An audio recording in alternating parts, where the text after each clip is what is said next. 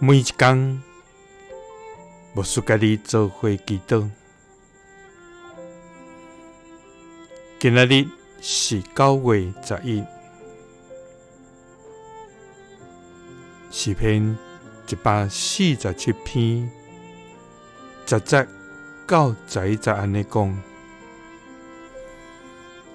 伊无意爱马的力大，伊无欢喜人的脚咬走。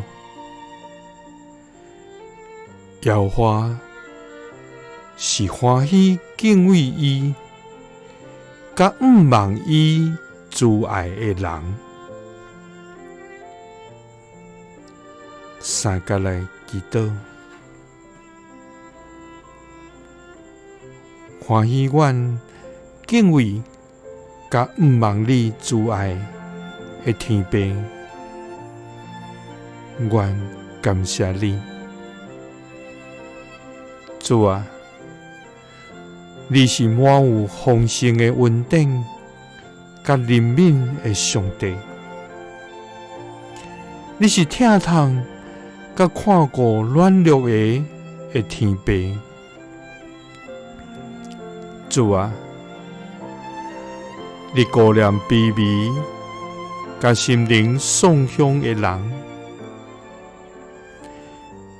你扶持安慰忧伤甲痛悔的人。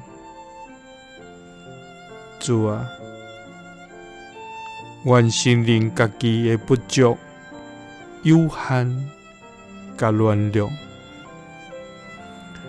恳求你用你的智慧来光照阮，引带阮的每一个脚步，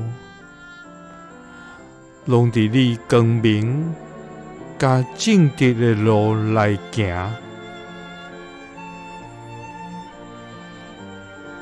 主啊，愿恳求你帮助阮，互阮常常存着谦卑的心，来行你所欢喜阮来行的路。因为你无意爱马的力大，无欢喜人的脚咬行。你乃是欢喜敬畏你，佮毋忘你慈爱的人。祈祷是奉主耶稣基督的圣名，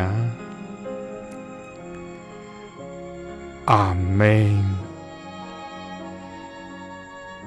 耶稣听你，赐你平安。